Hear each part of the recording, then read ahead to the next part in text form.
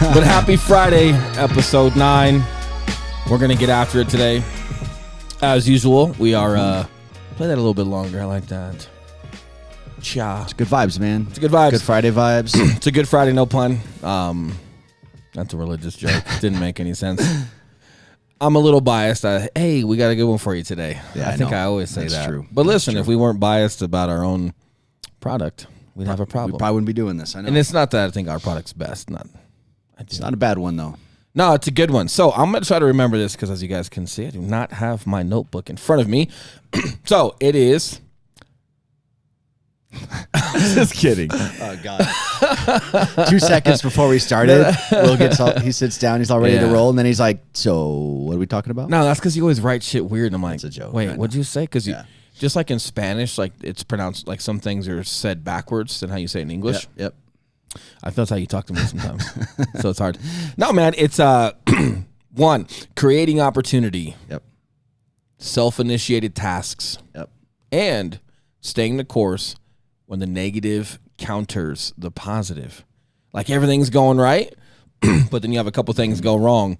Had a good buddy of mine. We're going to keep his name out of it. But threw me a call over the weekend. Excuse me, over the week. Today's Friday, right? Yeah. Jesus criminy. Threw me a call on Wednesday or Thursday and had some good things to say about it. And he's a successful guy. So I'm like, yeah, man, good perspective. I liked it. And man, he actually asked my advice. You know, he asked he's like, man, I knew I called you for a good reason and thought your perspective on this would, would be valuable. And so, man, I appreciate that. That's super cool. And, when people reach out and think that your advice is valuable. Mm-hmm. So I try to do my best, stay in my lane and do the best I could. But that's toward the end. We're going to get to it. But Eli, great idea. Again, you're crushing it with this podcast, man.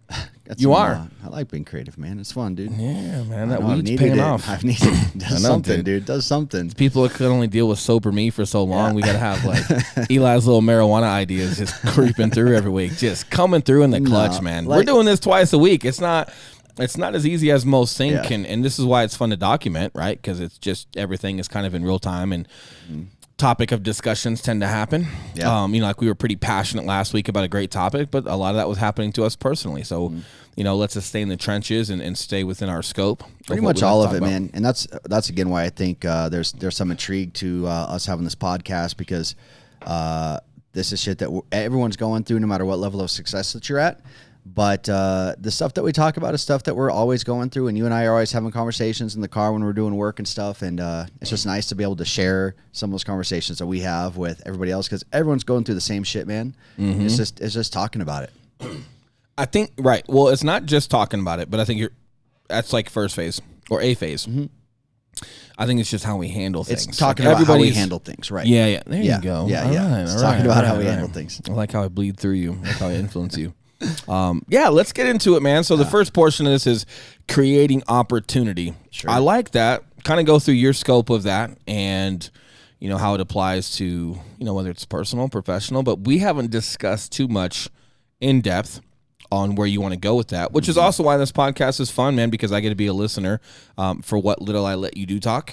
I get to listen to it, man. So we're going to let you kind of kick it off and go over, how you interpret creating opportunity. Yeah, dude. So I get really very few things like actually frustrate me or, annoy me. But one of the things that really gets me frustrated is when people say they don't know how to do something. Ouch. And I understand, like, yes, maybe you physically don't know how to do it, but I'm like, but you do know how to find out how to do things, right? Like there's this thing called Google and there's this thing called YouTube. And if you wanted to change the engine in your 93 Toyota Camry, you could go to YouTube and figure out how to change the engine in your 93 Camry. I'm glad you said that. Probably do it. And I'm glad I'm a listener right now. Yeah. So just a little bit of context, right? Like, do you mean that on like a large scale? Because I feel like changing a motor out in a car is like a big task. Yeah. But maybe fixing the brakes or changing the oil is like a sub-task within a task. Let's use so are we talking about finding your why and finding your career? Google that shit? Or are you talking about you've got a career path and you're like, I wonder how I order signs for when I have a house for sale. And then people don't Google that shit. So I'll tell you mine. So when I was watching a Rich Piana video. Oh, rest in peace. Pour out some pre-workout Dude, from Rich Piana. Everybody see this right here? But pouring out some All Day You May right now from Rich Piana. And this was when I was a personal trainer at the time, and in between my morning shift and night shift, I'd go work out and usually watch YouTube about training. And Rich Piana had a video he released called How I Make My Money. In all his videos, if you guys watch them, the beginning of his earlier videos were like intro to MTV Cribs or something. You're seeing cars and his giant ass house and everything. And I'm like, no, this dude didn't even compete. No way is he making this money in bodybuilding. Yeah, I think he just did Mr. California or something like that. Yeah, and in his video, he basically talked about real estate and property is what initially kicked him off and made him build his wealth. So, I'm like, real estate seems to be a thing, a common denominator between a lot of successful people. So I got on Google and was like, how to make money in real estate. Interesting. And then you learn, okay, real estate investing. All right, that's a thing. YouTube, how to invest in real estate, and just using those resources. So that's what I'm saying. So even if you are changing the engine out in your freaking Camry, if it's step by step, you just go step by step. I like it. Or just by Googling it, you're going to know, nope. Oh, fuck that. Right? Yeah. So listen, you shouldn't be messing with a Honda motor in the first place. Okay. Get you a Toyota. big block, get you a 69 Chevelle. Yeah. Right? There you go. Right. But so when that applies to career, it's kind of like, you watch that Rich Piana video and you're like, all right, how to make money. All right, so let me Google how to make money in real estate. Once you're looking at it, you could be like, oh, fuck that. Yeah, right. Yeah. Or you could go, interesting, right? Because most people don't know. Like you and I, okay, we own a team and cute. Mm-hmm. Licensed brokers and all that good stuff. But prior to that, you started investing and developing homes. Not only were you not licensed, and you didn't have to be, full disclosure. Right. And when you say it's developing, pretty much like fixing and flipping. Fix and flips adequately. Yeah. Right. Fix and flip is kind of a toxic word in our world. It sounds like someone just threw it together super quick and it's not worth shit. So I try to be careful with that. But you also had no money to do it, right? Well, I don't know if you had no money. That's inaccurate. Dude, I think I had $30 in my bank account. All right, maybe. cool. You did. Yeah. Dude, listen. I'm hard pressed to think a Jewish guy has $30. That pisses me off. We'll talk about it. I know later. that's the one like Jewish trait where I'm like, could I not have gotten that part of it? Like, why aren't you Gary? Yeah, B? right. I'm kind of mad you're not either because we're friends. Yeah. But my thing, so go over that. So all right. So you're Googling it, how to make money in real estate. You start kind of taking that climb and you're diving in, and then from there, I'm going to make a huge jump. You were fixing and flipping, and you had no money to do it. Yep. So what else did you Google per se, or what else did you do to create an opportunity for what you did? How to buy a home with no money. Imagine that. Dude. Google that shit. There's a ton of resources. Dude. Hey, Fat. Fat, say what's up. Hello. You're always so worried about which screen you're on, and you do such a great job. We appreciate that. We can kind of feel that vibe when Eli's kind of like had a fuck it week, huh? Like a lot of great things happened, and then you get a little bit of whiskey, and he was like, fuck it. How to make money with no money. Like, dude, I feel like he's talking down to me. Eli, listen, I'm only trying to guide the conversation. Oh, so how'd you do this? And you just like condescend me. Yeah, well, it's true though, dude. God damn it. And here's where I want the title of this podcast to be, everything that you said, but instead of like creating opportunity, like or finding opportunity, creating opportunity. Because I think that's one of the biggest misconceptions is that people think that opportunity is going to come across you. Right. That you're just strolling down the street one day and then opportunity smacks you in the face. You Agreed. can create it. You can find it. You have to put yourself in a situation to where you have enough knowledge about a topic, and then you put yourself in the right environment where that topic could be brought up, and then you're going to find opportunity if you spend some time there and keep learning and bring value to people. I like it. And we talked about this, with not calling anybody this is just a term, brand whore. Yeah. Right? When a couple of podcasts ago, we talked about how, like, especially in the fitness industry, people are going from brand to brand to brand, and then part of the excuse is, well, they're just not good for me, or they're not this. And I'm like, man, spend some time with whatever you're doing before you go blasting it all across the board and making yourself look like you're indecisive or you can't, whatever it may be.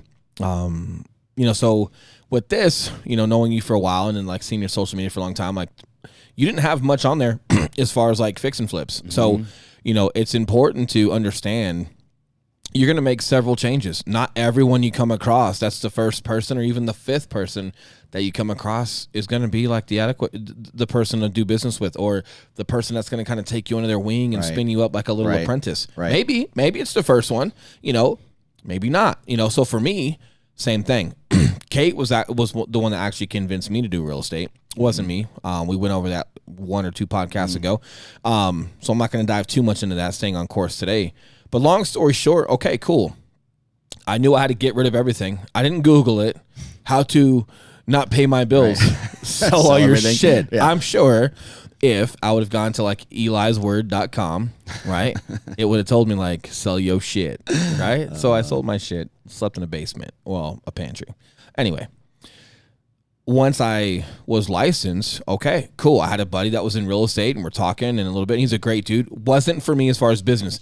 And he never said he was going to do business partnership with me. He kind of does his own thing solo under another umbrella with Keller Williams. But their model just wasn't for me. I felt like with branding and marketing and some things that I was doing, especially successfully with the fitness company that I was working with prior, I was like, man, I just got to do it different. This isn't for me. Cool. So I speak to another gentleman. I was looking on his website. He actually responded, and then I called him right away. We're talking like 9:45 at night.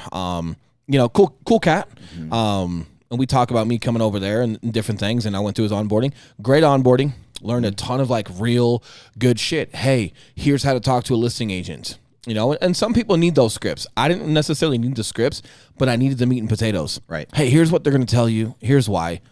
Here's when they need to fuck off. Here's when like just ideologically. You're in the knowledge stage of the creating opportunity. Yeah. Well, but I left Keller, right? Went and created an opportunity somewhere else, right? So I learned a ton.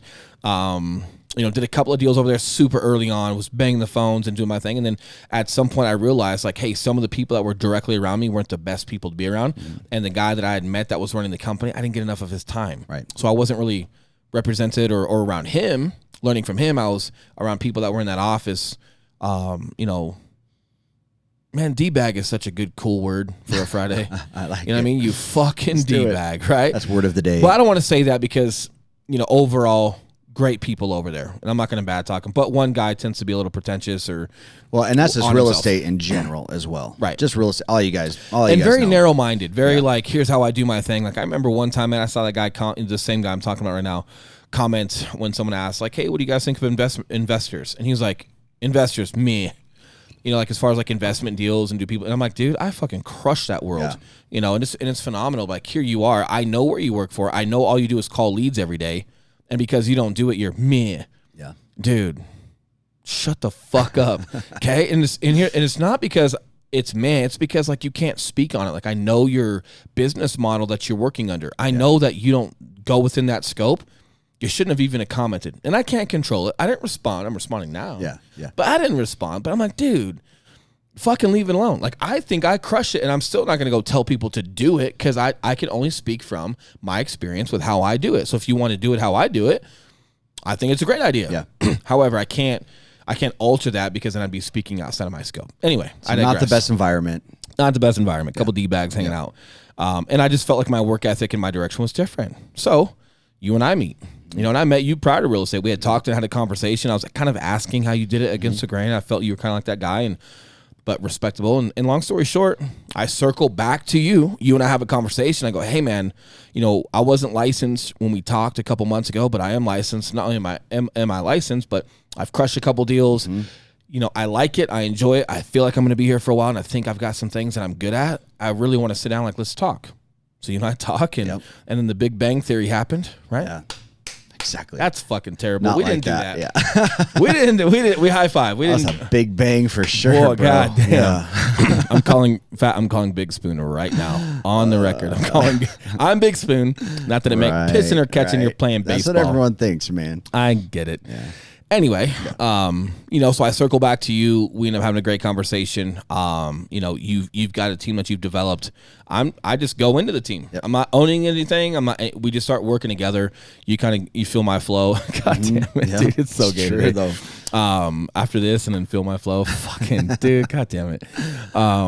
Hey, cheers. Whatever. That's why this is so fun. Shut up, fat. Do I have to pay you extra for dealing with this kind of stuff, dude? I don't even know what to do right now. Anyway, we had a great vibe. And then, and then a lot of growing pains or whatnot, like not terrible. We haven't had like super terrible arguments. I've slammed a door here or there. You've like pinched a penny here or there, but definitely was just trying to be as resourceful / true to myself as possible. Yep. Because there's a fine line between just running from things because they're hard or you don't like something. So you just run and like you're that person that just is going from company to company to company. And you're like, what can you do for me? What can you do for me? What can you do for me? That's not what I'm talking about. I'm talking about, being resourceful as in if a business model doesn't work for you, cool. Not because it's hard and you got to come in every day. No, dude, I went in twice a day there and I was making all the calls and doing what they expected from me. And that's the respect of trying someone's model. You go under someone else's business, you're going to go in there how they run it, not how you run it. You got to learn what they do because that's their wheelhouse. Yeah. You go in there, you do everything that's expected of you. And successful, not successful, whatever it may be, but the level of effort and commitment is there. Not for you? Cool. You've got to be resourceful to then go somewhere else where maybe there's a better fit because you can't just stay there unhappy or you don't like the business model, whatever it may be, and then you're expecting that company to then somehow like cater to you. Yep, provide for you. And they can't. They're inadequate. And here's why. Not because they're pieces of shit. They're inadequate because, hey, you're trying their model. Okay? And like, dude, you go to a baseball game and you're like, oh man, could you guys like put some pads on and just like, hey, can the players like get a little bit more rough with each other? Like, hey, dude, kind of sounds like football. Yeah. And as much as we would love to keep you as a fan, we kind of think you want to go watch some football, not baseball. And no, we're not going to just change what we're amazing at because it doesn't fit you. And dude, I kind of get bothered by that because as much as we talk about bigger companies or whatever, and sometimes, dude, we still have to talk about the individuals. You got to find a way to just understand that model, it works for them. And they're successful at it. And and a company should not be convincing you to try it. Yeah. And a company should not be convincing you to do it. You're either going to try it and do it and commit to it and then see if it works for you now or you're not. Cool. And they have no obligation to you at all. At all. Right. And you don't want them to because listen, man, like we know a realtor that, he works for a Hispanic realty group, and he spoke to us and kind of interviewed with us before and super cool guy. I don't think we're the best fit for him, but super cool guy. But he's at a place that predominantly just does Spanish speaking. They don't have any English advertisement from my knowledge. And he kind of struggles with that a little bit, and he's like, yeah, but they're going to start adding some stuff for me and this and that. And I go, cool, man. And I know the owner and you're friends with them. And I know that they want to help you and everybody over there is good folks. And the guy I'm talking about, he's a solid guy. Yep.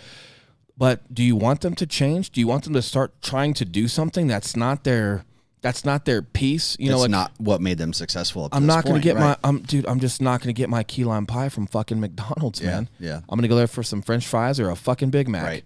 Period. Right? I can't well, McDonald's, I like you. But I want this. Like I don't care for that. I really feel like people tend to lean on that and point the finger. So for me, it's get past whether it's hard or not.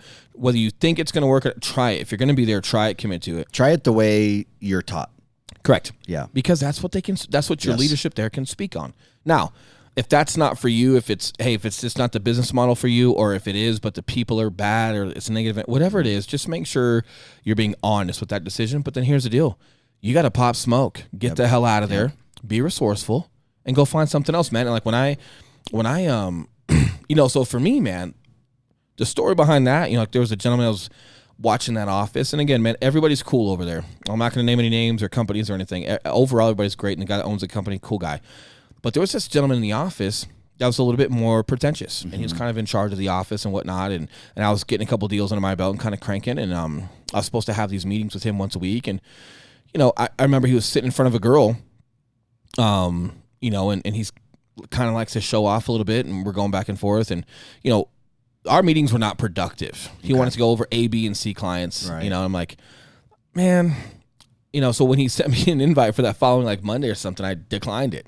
I had other stuff going on, and I'm working, dude. I got a baby on the way. I'm working, man. And he's like, hey, I saw you decline that. And, I was like, yeah, man, I didn't see any notes on like what you want to go over. Like, I was like, whoa, yeah, just a typical, man. I want to go over A, B, and C. And I was like, listen, dude, no disrespect, but like I got that down. I understand what hot, medium, and cold clients are. And like, I'm good to go. I want to start learning more. Right. Or, hey, apply that attention to someone else that might need it, and then he got super condescending and he's like, hey, man. Or he didn't say, hey, man. He's like, I remember I was like, oh, okay. Well, I remember my first deal. Yeah. And then he looks at that chick to see if she laughs. Yeah. And I'm not saying this is the best approach. Okay, full disclosure. I'm not telling you to be like me. But I looked at him and I said, hey, man, don't ever fucking talk to me like that again. Dude, and he looked at me and he's like, what? And I said, you heard what I said. You're trying to impress someone right now? I've been nothing but thankful for any advice or anything I've ever gotten from here. If you're going to make it about something like that, now we're talking as men. We are not talking about you running some office. Okay? We're talking about you as a man and me as a man. Okay? And Will as a man doesn't let any man speak to me like that, especially when I'm appreciative and I'm thankful and I'm a team player and I don't deserve that type of treatment, you know? And I know a lot of people out there right now, I bet they get treated a certain way at work. Right. And here was my deal. I said, so let me be clear. Don't ever fucking talk to me like that again. And I said it just like that, where some folks kind of heard me. And then he got up and came to the little spot where I was sitting. He's like, hey, dude, no, I'm sorry. And this and that. I go, look, dude, it's just I'm the absolute wrong person to say that. Okay. And that's not a threat. The bottom line is I don't deserve that. And you're trying to impress somebody right now and it's not cute, you know? And like, dude, just from my background and level of professionalism and execution, I'm not some sheep. Right. I want to crush. So for me, I hadn't even gotten through their entire business model as far as like whether I'd like to stay or maybe expand with their company, whatever it may be. I hadn't even gotten that far. And I was like, dude, all I know is maybe this isn't the model for me, but I definitely know this is not the people for me because I feel, and I had a little bit of pride there, a little bit of ego creeped out as in, hey man, I've done circles in life around you with my life experience and with this. And then you got to shut yourself up and go, that doesn't matter. Yep. None of that matters. Do you have self-respect or not? You don't need to get into your head and start having your ego trip. And, you know, I've done more in my life now than you ever will in 100 years. That you can't, that's not fair. Right. And it's just, you don't need to be like that because the bottom line is, it doesn't matter if I'm a veteran or whatever the fuck I think I am. None of that matters. What matters is, hey, dude, I'm a human being that's here working my butt off that wants to learn from you guys. Your leadership in this office, that means you work for me in my eyes. 100%. Okay, just like how you and I treat our team. We work for them. So I had to and I didn't say any of my ego to him. I didn't get onto some boast and start saying some weird shit about being a veteran. None of that. I stopped it in my own head. Yeah. But it kind of creeps out in your head, in your thoughts, like, who the fuck is this guy? Right? And then I got to go, hey, that doesn't matter. What matters is whether I'm somebody or not, I'm a human being, right? And you're a leader here and you have expectations. And if I'm doing my part and I'm crushing, then you should do your part to keep up with my pace as far as that learning curve, right? So I sat on it for a couple days. You know, I come back in, you know, like on a Sunday, I was getting some stuff ready to go for a couple of buyers or whatnot. And man, I remember he came up and talked to me or said something to me in passing and about a listing or something like that, man. Like it was all good. Like it just didn't feel right. Right. Cliff notes, right? Because this is not the scope of the, well, it's part of the scope. Yeah. This isn't the majority of the conversation today, though. But I was like, man, after a couple of days, I slept on it. I don't care for people like that. So I spoke to the owner and go, hey, man, I really appreciate the opportunity. I'd never thought I would be leaving this soon in the process, but this type of energy and how people get treated like that ain't me.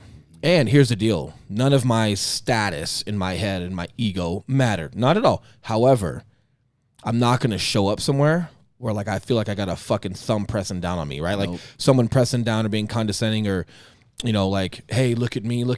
Yeah, no. You know what I mean? Because you're an office man. And I'm like, dude, if I allow myself to let that be acceptable, I'm not.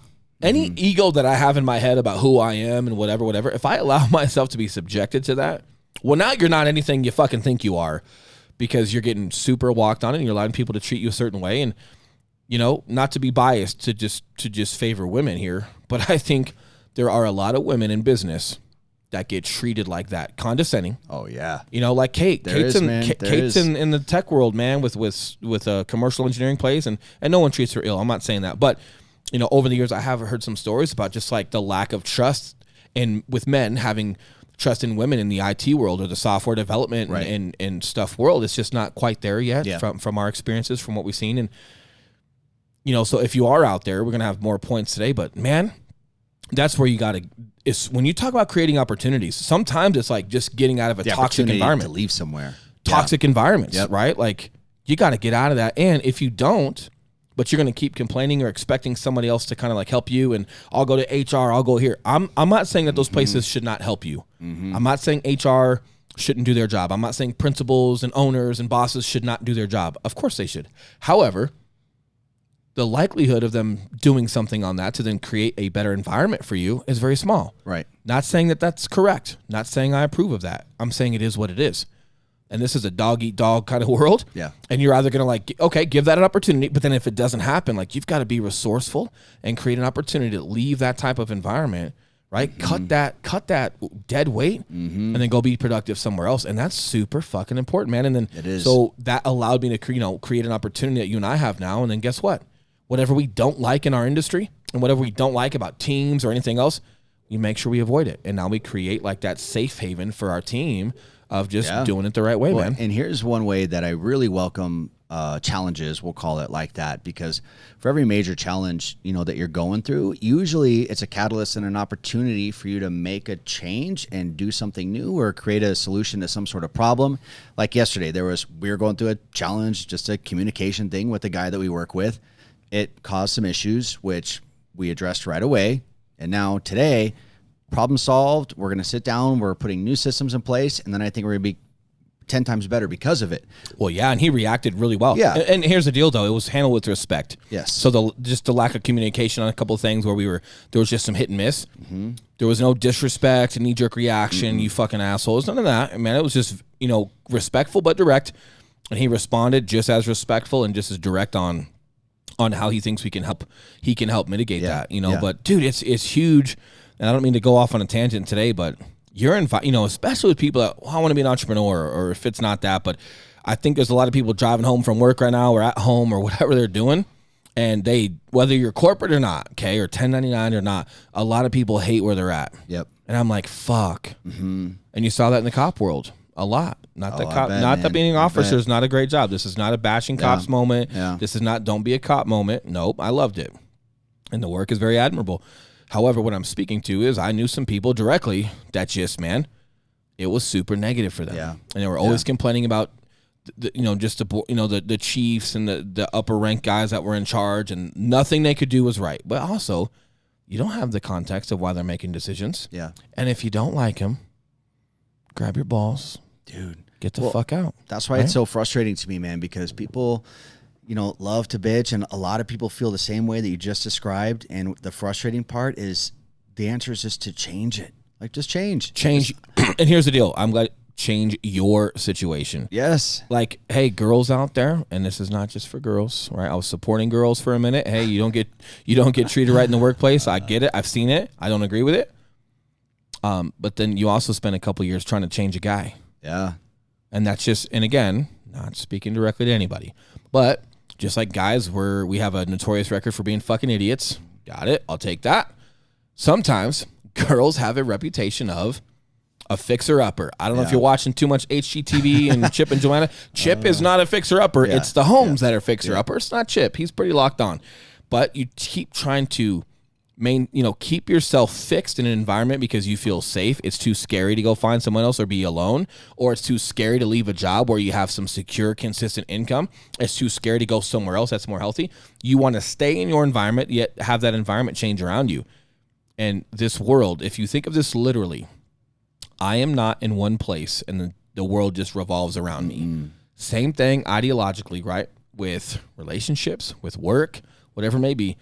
Nothing revolves around it like that, man. Like, you've got to be able to just have the, the grit to just be resourceful. And I'm not saying like just, hey, storm out of your job and then you don't know where you're going. I'm not saying not do that. Maybe just Jerry Maguire it up, right? Write your mission statement and walk out and flip out. Yeah. Cool. Or have some poise, understand your situation. Okay. And then just have some type of direction on what you're going to be doing next. Google and just some change shit. Google some shit. Yeah. What to do when you fucking hate your job. Dude, okay? That's a great start there, people. Okay. You might. So that's that first thing is just several layers on how to really be resourceful. Like you said, and that resourcefulness creates opportunity. It does. Not waiting for opportunity to just come to you or waiting for people to change to your circumstances that you feel are adequate. Same thing with our team. If someone was like, hey, Will, I just want to call leads all day, dude. Like these other teams do Zillow, and like I think it's still there. I would go, hey, man, I know a great guy that runs a company. You can't call enough leads at his place. Right. You could sit there for 8 hours a day. He's got a $4 million lead system with a ton. Go there. Yep. Because, dude, I can't change for you. And here's why. Because not because I don't care about you. That's not how this team got successful. What we teach is what made us successful, man. Right. So it's like, hey, man, to be fair to you, I'm going to teach you what I know for sure we've been successful at. And if you're just a different flavor, go somewhere else that's that flavor. So I know I'm beating a dead horse here, but man, if you're driving home from work or if you're at work, not working, listening to this podcast, hating your life right now, like find a way to have some direction, be resourceful, and then change your environment. Do not expect different environments to change for you. Yeah. Obviously, especially if you're working for a company, I'm guessing, unless they're super small companies, I'm guessing these companies are successful and they make a significant amount of money or they wouldn't afford to be able to pay you and the rest of your employees. Do you think they're going to change? And should you expect them to change? Or should you be at a place that already has a like-minded process as you do with the people that are there? Yep. Huge point. Classic thing, man. What's easier to change, someone else or yourself? Yes. Now, with that being said, point number 2 today, right, on this Friday, is self-initiated tasks. I like it. Dude, this was huge in the Marine Corps, okay? Tell people what you mean by that. I mean, I know it's kind of Huge in the Marine Corps? self-explanatory, but no, self-initiated tasks. Yeah, so I'll correlate this to real estate because we do real estate. So I'm not saying this is real estate comments. This is not a real estate podcast. But again, that's our profession. That's the company we own. I use a lot of correlation to that because I want to stay in my scope, man. Yeah. So, for example, real estate can be as busy or as non-busy as you'd like it to be. So let's just give a hypothetical. Hey, you've got a couple clients and they're buyers and you've got a seller and they're selling their house. And so you've been showing your buyers for a couple of weeks. Cool. And then they're under contract. Cool. And then all right, I'm scheduling my inspections and boom, you got that done. And then you got that house that's listed and they found, you found a buyer. So they're under contract. And now your time's kind of like freed up, like, oh man, that's cool. And it's a Wednesday at 1:00, that offer gets accepted. Your other 2 buyers just went under contract. High five. Great. Now what? Are you off for the day? Well, it's Wednesday at 1:00. You could be. Now, everything I'm going to talk about when it comes to self-initiated tasks, this is assuming that you've got the grit and drive and ambition. If you don't, cool too. Yeah, if that's your goal. But if you've got grit and ambition and you really want to scale something, then yeah, you definitely want to maximize your time, correct? Like, so if you're done at 1:00, hey, cool. Have you had any tasks that have been building up in that background for when your time is getting freed up that you could be applying yourself to? Like, for example, we do a lot of investments. We do a lot of off-market. So for you and I, we have a catch-all. When we're running around with our buyers and we got a lot of them, cool, and we're having some fun and document it, cool, and we have a lot of listings as well. Cool, we're doing that, we're running around. However, when we're not doing accountability meetings, when we're not doing Friday meetings, when we're not doing Training, Wednesday whatever class training, and when we're not with the client, what can we do? Well, we can be on back ends that have things that are on market. We've got some stuff that's pre-foreclosure, that's off market, whatever it may be. Hunting for deals, creating opportunities, man. We get in there. It's a self-initiated task. Yep. So here you go. You're going to like this. It's self-initiated tasks that create an opportunity. Love it, man. Okay, Love right? it. Like, yeah. So we get in there, we start diving through investments. Like, great, well, we got buyers. We have investors that love buying. They can't buy enough, right? So when in doubt, have some things, that you can do. And you don't have to have a catch-all like you and I. You and I have a really great catch-all where we have that, that fallback where we could never do enough in the investment world. So that's something we can always fall back on. Now, if that's not you or your career is not there, that's okay. But then it's like, well, am I doing anything on social media? Could I be doing anything on social media? Yes. Could I be doing anything with knocking doors or farming? Could I be doing anything at my son or daughter's school? Could I be doing anything at their jiu-jitsu practice? Could I be doing anything in my community to start meeting more people to then have an opportunity? So it's having enough maturity and enough follow-up with your quote-unquote ambition to, hey, man, your day's not done. You've got to make sure that you're having some of those self-initiated tasks to keep you productive, right? Because you have a couple buyers or sellers, cool, but then what? And it's the same thing. Yeah. Dude, even when I was working with this fitness company, right? Like days over at 8 p.m., right? Like for managers or, if you're a corporate guy, days in at 4 or 5 o'clock, guys go to the gym and CrossFit. Cool, day's done.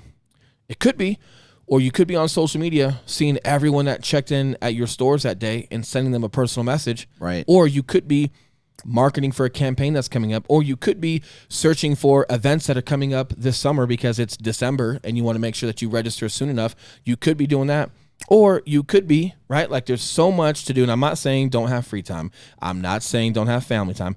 What I am saying is before those things come, if you're ambitious, like you really have to make sure that you're squeezing that sponge and that you're maximizing and you're taking enough self-initiative for tasks during your work week, right? That lead to some of those opportunities versus just, like for example, we had some managers in some of those stores.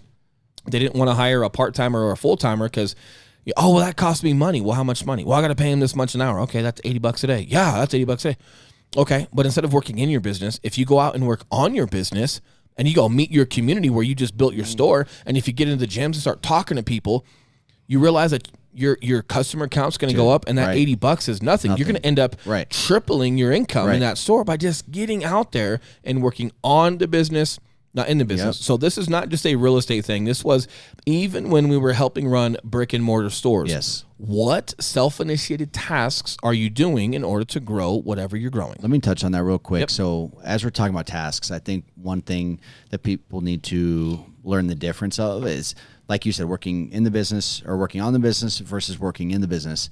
When it comes to tasks, guys, what a lot of people will default to are non-income producing activities. Oh, I'm glad you said that. Meaning organizing your email, cleaning up your CRM, organizing the office, going to a class.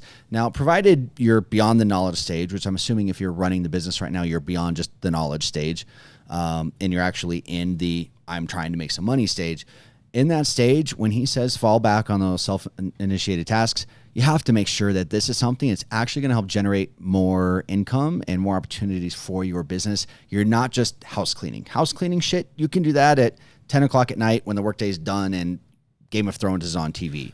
Don't you organize your email then. Fat. Eli just said organize your email during your Game of Thrones season 3. What do you do, buddy? Shut up, Eli.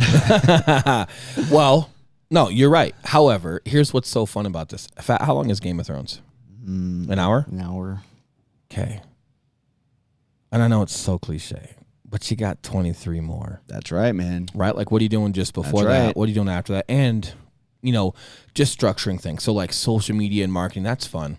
But if you're doing that mid-morning... Don't design business cards in the middle of the afternoon. No, that's just what I'm... don't. Right. No, I'm glad you said that because that's what I was getting at. Like, there's social media marketing, there's Canva, there's business cards, and it's got to be fancy. And, I like it that way.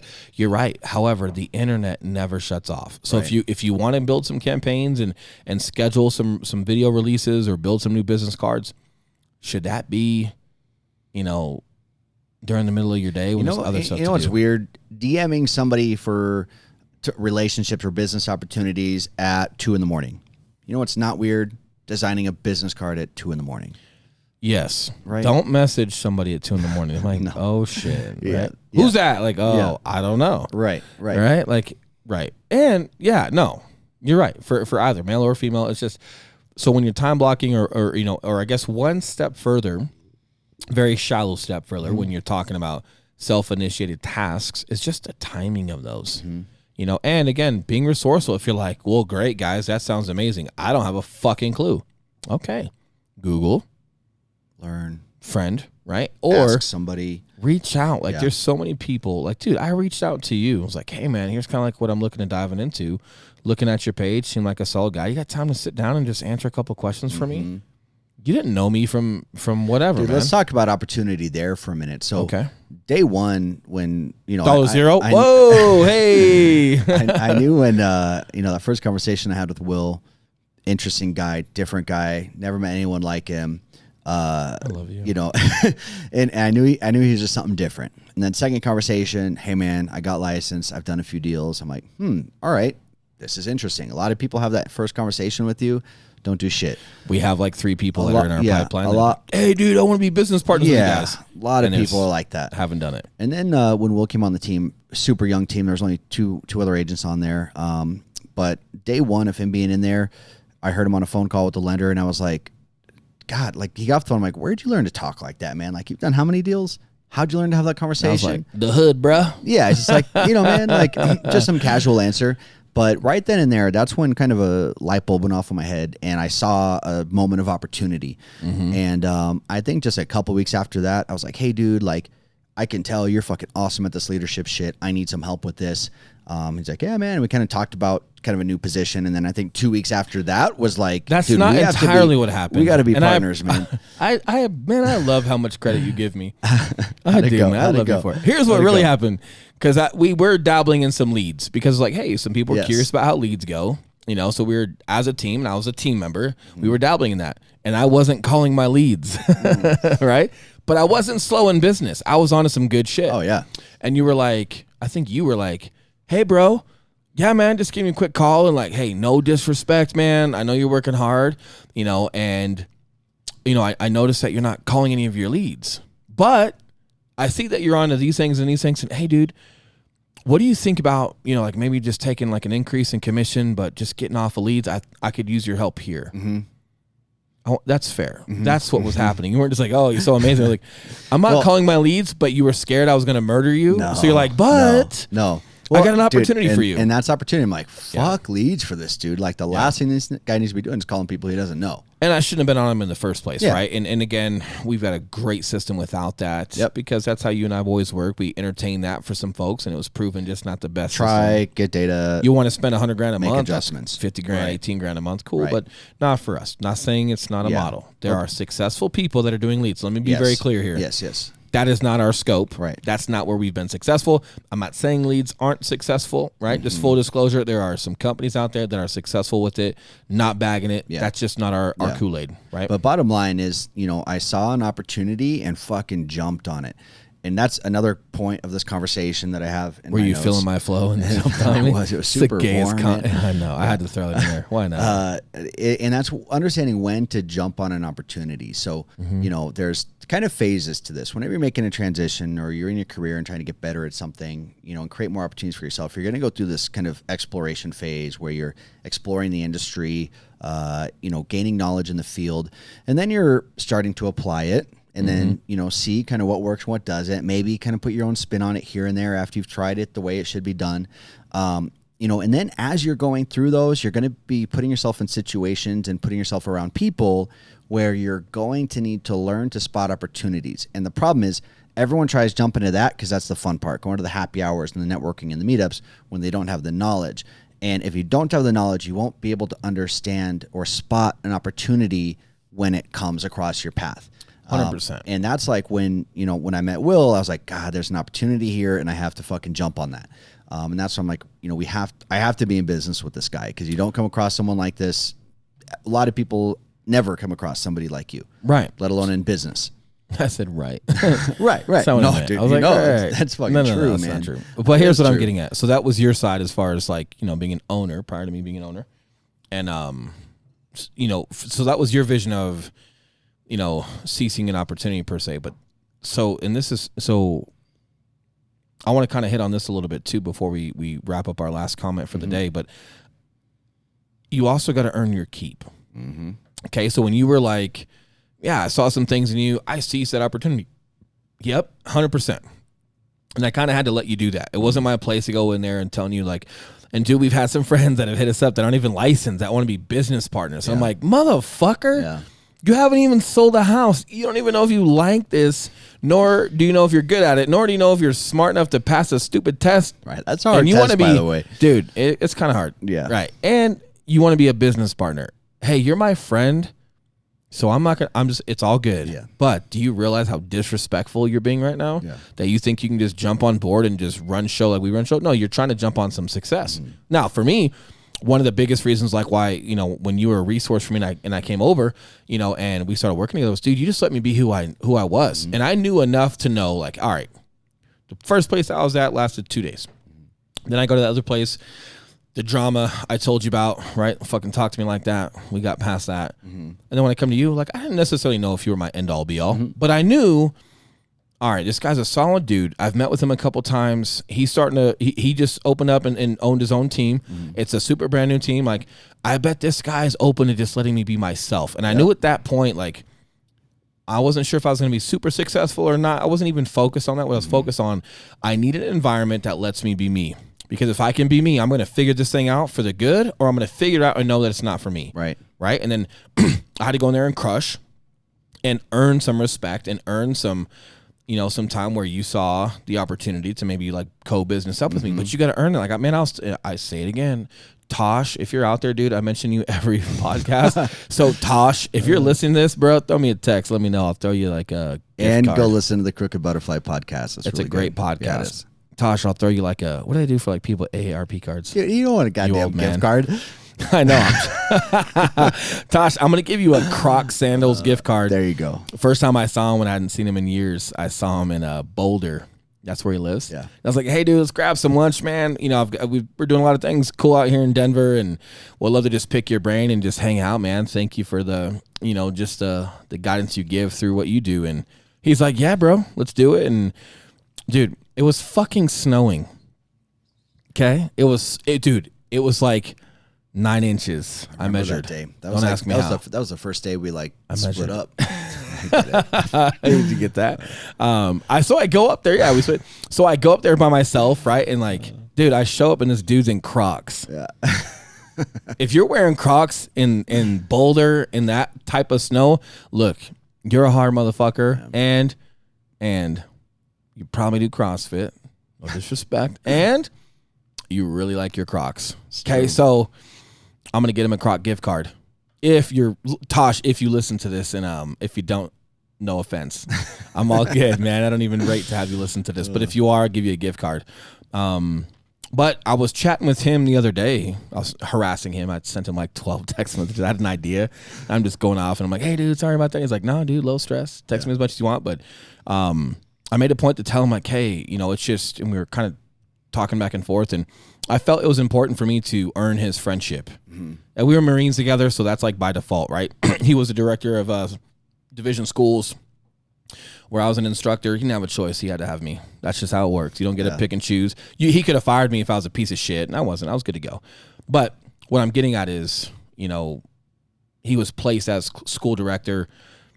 I'm with you. Mm-hmm. You're with me, right? So, but now, civilian world and things like that, dude, that guy doesn't owe me anything, nor does anyone else. So for me, if I want a friendship, you know, like I was like, hey, man, here's what I'm applying. Like, here's what you're doing with your podcast, and here's what you're doing in your life, and like, here's, you know, the time that we do get to spend together. Here's how I've applied that. And then you and I go kick ass and crush. I feel like it's, to me, and it could be to a fault. I don't know. Mm-hmm. I haven't really thought that deep about it. But for me, I'm so big on not kissing someone's ass, not blowing smoke, right? But just going, hey, here's what I've learned from you as far as in person. Here's what I've listened and learned from you with your podcast. Here's how I'm applying it and like making progress and gaining from it. Here's where we're crushing. Because I feel like it validates your value to me. Mm-hmm. And I feel like it makes someone feel like you're there for the right reasons. So when we are homies and I got to come up and hang out at your house and cook some food and we're homies, I feel like that person can feel safe knowing that I'm a good friend there for the right reasons, because I'm not just blowing smoke and telling you nice things.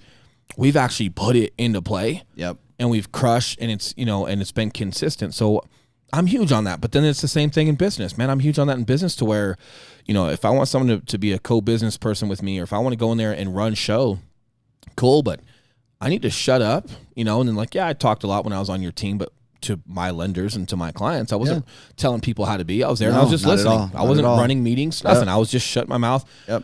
And I wanted to just earn my keep. Yep. And then, so this is super important. I know we're getting to the end of the podcast a little bit here, and we got one more point to cover, but this is super important of, you know, not just popping off at your mouth, even if you've been successful at other, because we've had friends that are successful at other business endeavors, but maybe they're burnt out. Maybe they don't want to do it anymore. They don't like their partner. And then they want to go lateral, business owner to business owner.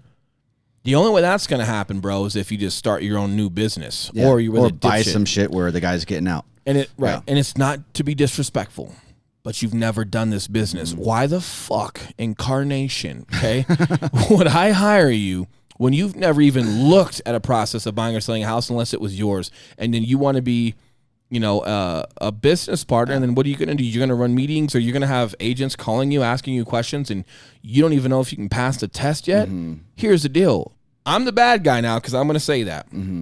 But I don't think I should be the bad guy. I think you need to be very aware of your intentions and very aware of how your intentions come off. As in, okay, my intentions, owner to owner, and I want to go crush, and hey, these guys are good. Maybe I could test up and just link up with them. You probably don't mean anything harmful by that. I'm going to go there and I'm going to agree. But how you intend to come off innocent, cool. How you are actually coming off, it's like, hey, man, you're putting a friend in a hard situation because this friend has to tell you no, when in reality, that friend should never even have to have that conversation with you, because you should be respectful enough to the process that the being resourceful piece and the venturing out is understanding, hey, you got to start over. You got to come in here and fucking earn your keep and prove your game. That way, when you are a leader or a co-owner, if that's the plan, you're good at it. You're successful. You've understood our model. You've been successful at our model, and now you're okay to be a leader. Yep. But, dude, you don't walk in the Marine Corps as sergeant. You out of your mind?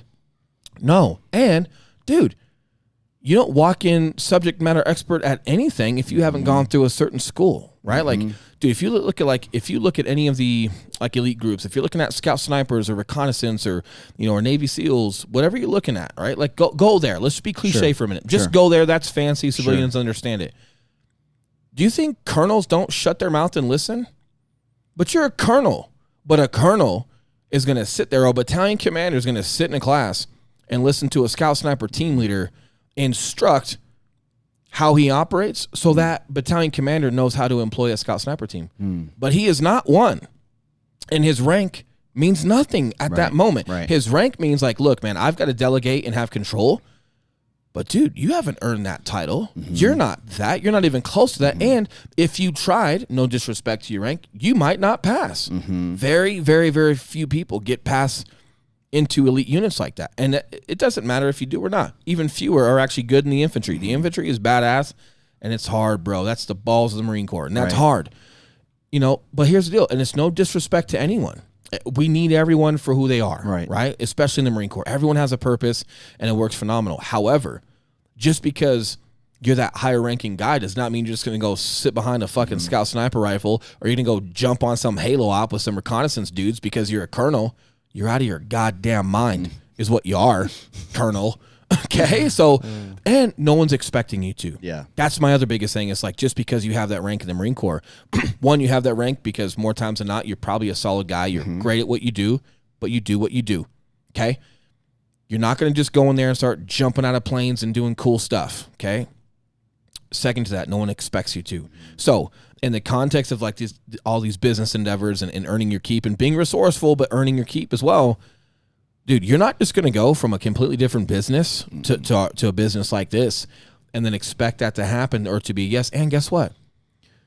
We don't expect you to. Like, take that pressure off yourself. Go be a student of the game again. Yeah. Okay, like even reconnaissance or scout sniper schools. What if someone goes to scout sniper school and they're already a sergeant? Like, let's say they've been in the Marine Corps 5 years, 6 years, and now they decide they want to go do that. You're starting at the bottom, right? You have a lance corporal and a corporal, right? That might be instructors there going through some stuff, probably corporal and up. But the point is, you might have some guys there that are lower ranking than you that are teaching you. Well, and you have there's a level of respect. I'm not going to motherfuck you and whatever. However, guess what, Sarge? Shut your mouth, sit down, listen, because you haven't even proven that you're good at this, and you might not pass. And you're not going to pass just because you're a sergeant. Yeah. And I'm not talking shit to anyone here. I'm trying to give some good examples here, and if I'm fishing, apologize. I know the military is not everybody's thing. But what I'm getting at is, not only is that sergeant not going to pass that school based off of him just being a sergeant, no one expects him to. Okay, like when it comes down to him learning that rifle and certain things, outside of just being a sergeant, when there's stuff that's specific to the individual, like prerequisites and standard for that school to pass, they let him be a student. He's not worried about an entire squad. He's not worried about. They might make him in charge of like usually when you go through a school in the Marine Corps, you got instructors and students, and then with the students, you got a couple of guys that are kind of in charge of the students. Okay. So they're not doing stupid shit in the weekends or during the day, and you're just making sure people get in there. So are they going to have that sergeant kind of do that? Probably. Yeah. But then during the day, they're not distracted. Like, he still gets to learn what everybody learns. So not only is he a student, again, they allow him the opportunity to be a student. No one forces that in the civilian world because we're all free to do whatever the fuck we want to do. Here's the deal. You got to allow yourself to take a step back, be quiet, take the pressure off of your shoulders, and take any expectations that you're notionally putting on yourself, and then allow yourself to be a student of the game again and understand that bigger picture That's the only way you're going to get respect in your field is because you've actually done it, not because you laterally moved. Now, I'm not getting into huge CEOs that make millions of dollars a year. And, well, the CEO, the chief OO of Amazon, he's now the COO of VaynerMedia. I get it, but they're good at what they do. Even though they went from company to company, they're on like a corporate level. Yep. And a lot of that does carry over. It's almost like a template. But if you're a gym owner and you want to start running a real estate company, there's not a lot that goes into that. You're going to mess some things up. You got to be okay with that. And again, I'm not going to speak to those type of COOs or CFOs because I've just never been one. But I would imagine to think that a lot of it at that level, it does carry over as far as what they're doing. Yeah. The product can change all day. The approach on what they're doing with what that company just hired them to do, they're probably good at it. There probably is some carryover. Yep. There is a scope with, being good with people, being good with chain of command, or being good with like, adapting and whatever. There's some stuff. So if you owned a gym, hypothetically, and then you want to do really cool, but beyond all that stuff, you still need a license.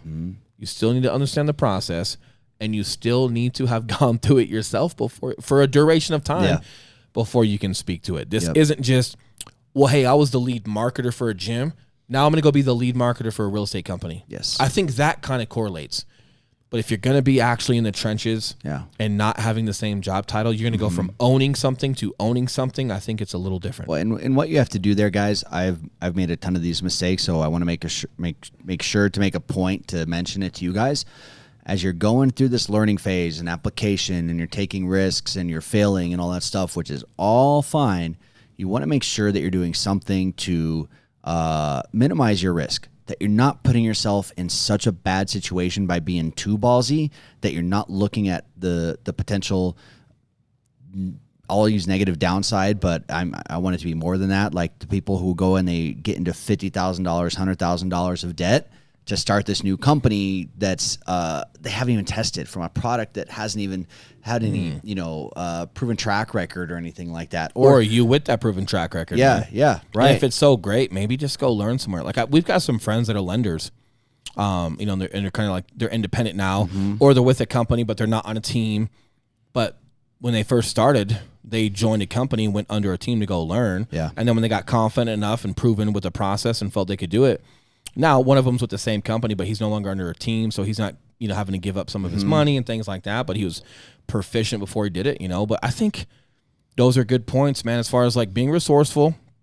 It's huge. Understanding you've got to earn some respect, and you've got to learn a business model for where you went because that's their wheelhouse. That's what they're good at. Go do shit for free. Like where I see a lot of risks, dude. People with restaurants, I see shitty, terrible, poor concept restaurants pop up all the time. Yeah. As soon as you see it move into that strip mall space, you're like, oh man, it's gonna be 6 months and they're done. If you're thinking about opening a damn pie shop, go get a busboy job at a pie shop. See how it works. See how the owner works. See who the suppliers are. Just learn the business there, making $8 an hour.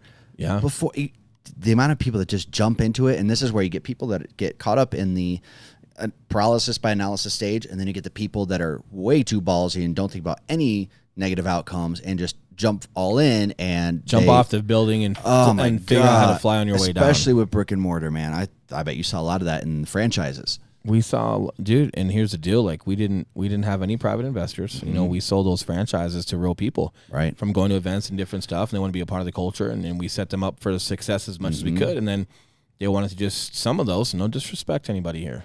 Some of them, as owners, they were owners/managers of their stores, and they didn't want to get out. They were too nervous. Well, I'm not good at talking with people, and like, hey, we've been very clear on how this works from the get-go. And now you get here and this is what you're doing, but you expect, here's the thing, they were expecting a result. And not only they were expecting a result, and they started getting mad, toward us as in like wanting us to come more often and do so. And dude, I was going to stores daily. Same with the owner of the company.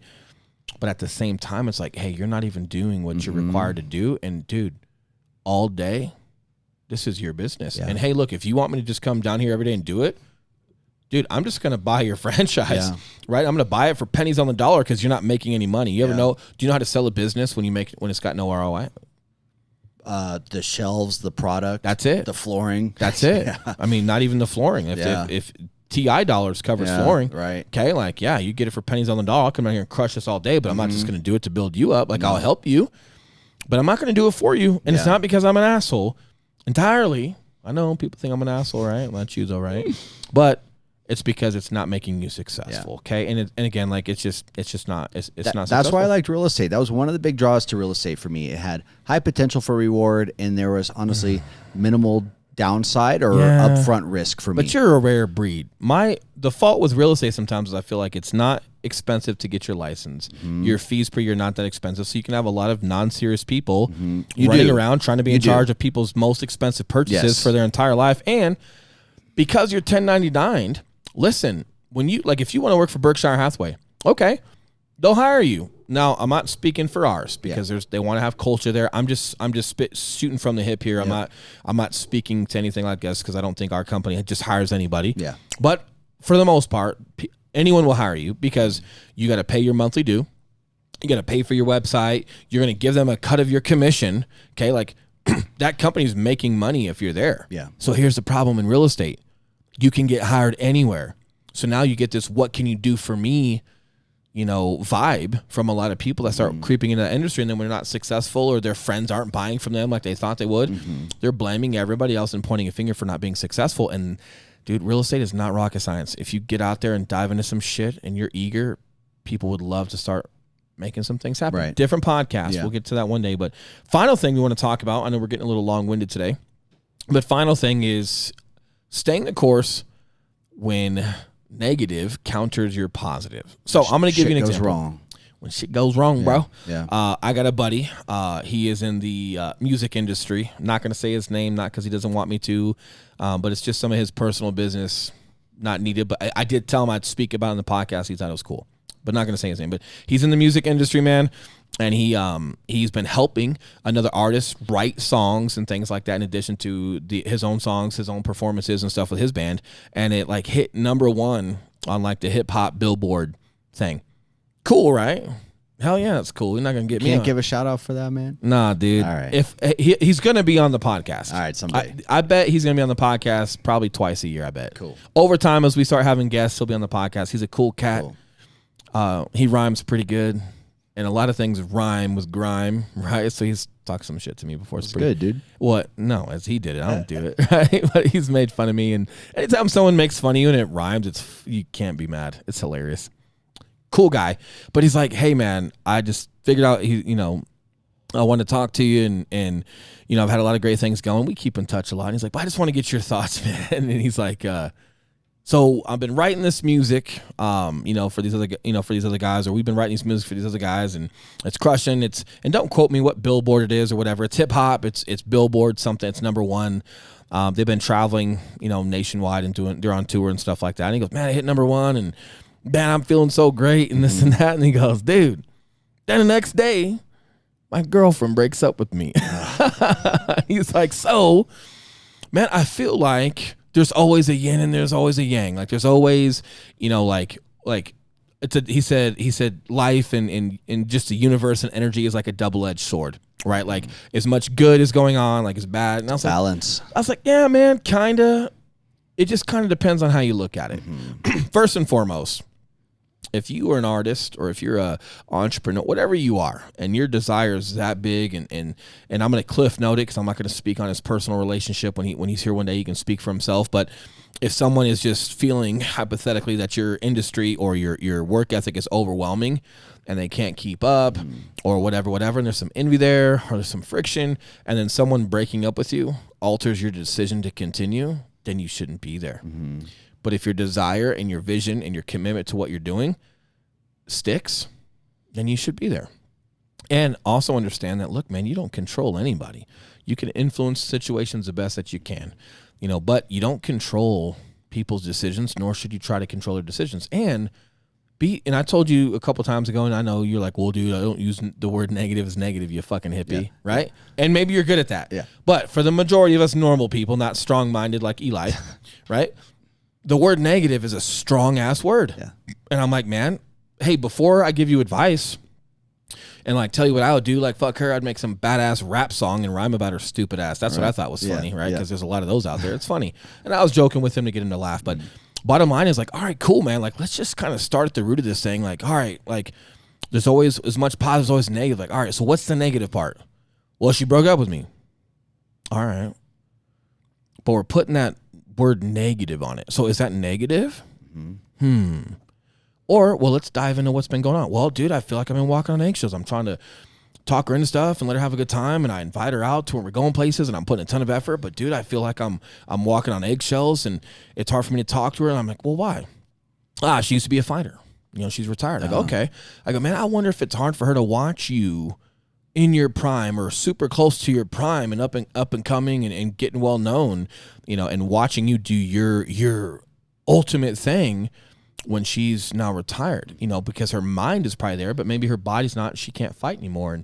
And I said, man, I wonder if there's some friction there as far as some envy or jealousy or just, it's just hard to watch when she can't do it herself. And it's like, man, those are all great points. And I go, look, man, it just, not in a negative way, but here's the deal. Like, that just might not be meant to be. And like the place where you guys are at might not. And if that gets to a place where she needs to escape and cheat on you, well, now I don't know, man. Like, you got to dissect that. I don't know your relationship. I don't know what you guys hold standards to, and I'm not going to speak to it. But I will say, like, is it negative?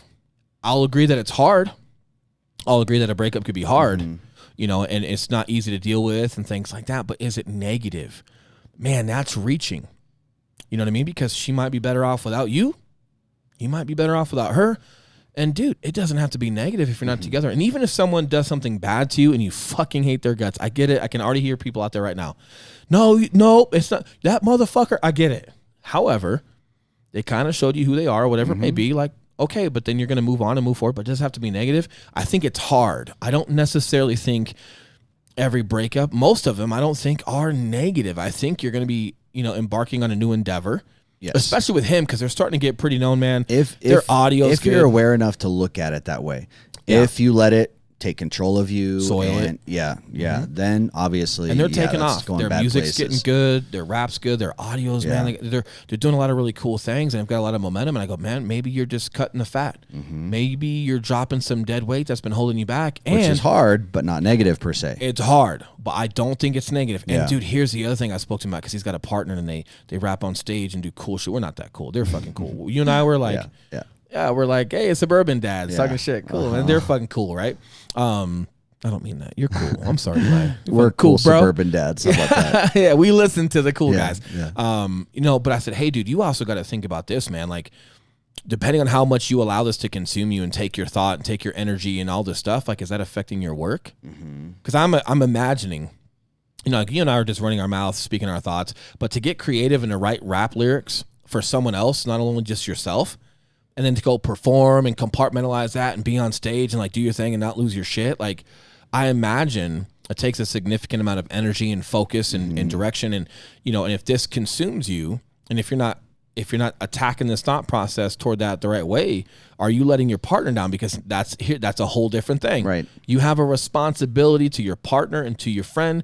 Like you and I, man, if I was worried about my relationship and we're driving past my house every day to see what the hell's going on and this and that's where we're not productive. Yeah. Dude, I'm not holding up my end of my responsibility, and that's not okay to do. Yeah. So I'm in a difficult situation there. You want to go home and babysit, or you want to get back to work and be productive with your business partner. You got to figure out where those friction points are at and you know, where you're productive. So for him, it was like eye-opening, and I was like, dude, I just respect that you even wanted to call me and respected what I had to say about it. But I said, man, end state, you know, I know you don't like what happened, you know, but based off what you've been saying about her and how the last 2 years has kind of gone, or year, you know, don't quote me here, has gone, and walking on eggshells and just trying to have that energy, but you can't, you know, or like when you're trying to share some cool moments about the stage, she's not really for it. And it's maybe because there's a little bit of envy there because she's no longer on her stage or her platform. Right. And then it ultimately led to this. Man, I think it's hard, but I got a really hard time saying that it's negative because I think you're kind of embarking on a new chapter, and you're going to cut some dead weight and refocus. Yeah. And it might catapult you to where you need to be. And look, man, on your climb, on your way up, man, you're not going to bring everyone. And here's the deal. There's no room. Yeah. You know, so it was a great talk. So it's a little bit out of the scope for today, but I wanted to throw it in there to just give people out there some food for thought on relationships and breakups and just protecting your thoughts. And maybe that could be a whole different podcast, but protecting your thoughts and being careful with how you say things, because even just using words like negative, like, oh man, like, how do I stay? I just don't want to be negative about it. Or it's like, man, like, well, is it even negative in the first place? And take that relationship story and learn to apply that to whatever you're struggling with in life or whatever big setback or failure you've had. Because for me, when I was flipping homes, man, we bought 4 homes in a month. 2 of them we broke even on. 2 of them we lost our ass on. Pretty much every dollar we had made, we had kept in the company. Lost it all, and then an additional 70 grand of debt on top of that. And yeah, initially you're bummed about it. But Do not buy a house from Eli. But then what I realized was that the financial skills that are going to be required to get me out of this hole are the same financial skills that are going to be required to take me to where I want to go.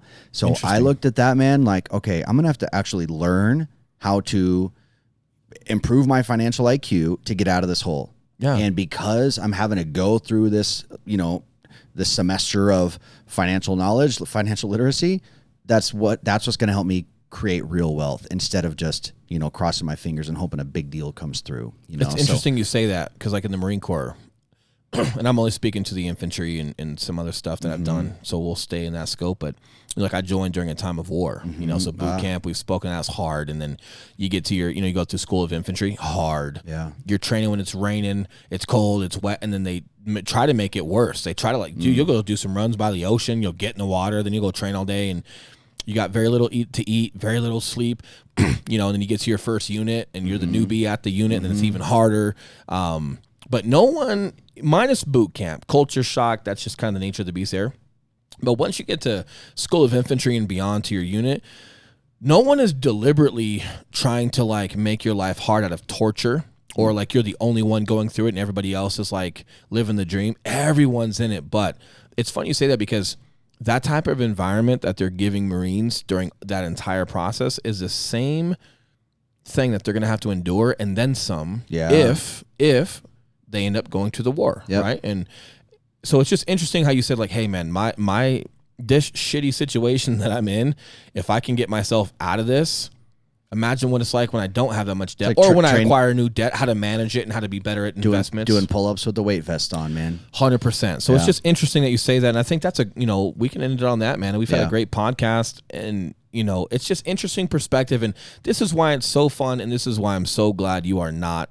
And I'm no disrespect to veterans or Marines or anything. I'm just really I'm really appreciative that you're not, because, we have a lot of different perspectives sometimes, you and I. But then there's a lot of times where we actually have it's usually more times than not, we have very similar perspectives or ideologies or ways to go about, but for different reasons, I guess, if that's saying it the right way. So it's just interesting how you went through that and placed yourself in a position, or at least, you ended up in a position, there you go. But then your mindset went to like, all right, this is going to mentally train me through the torturous of this, but it'll prepare me for this. And that's exactly how the Marine Corps approaches preparing for warfare. You're not going to eat a lot.